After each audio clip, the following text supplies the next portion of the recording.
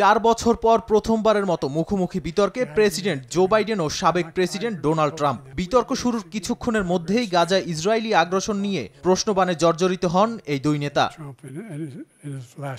সিএনএনের প্রশ্নে বলা হয়, হামাস ও ইসরায়েল সংঘাত বন্ধে কি করবেন বাইডেন। উত্তরে চলমান সংঘাত ও যুদ্ধবিরতি না হওয়ার জন্য হামাসকেই দোষারোপ করেন বাইডেন।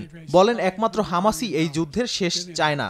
বাইডেন ইসরায়েলের প্রতি তার জোরালো সমর্থন পূর্ণ ব্যক্ত করেন, বলেন হামাসকে নির্মূল করতে হবে।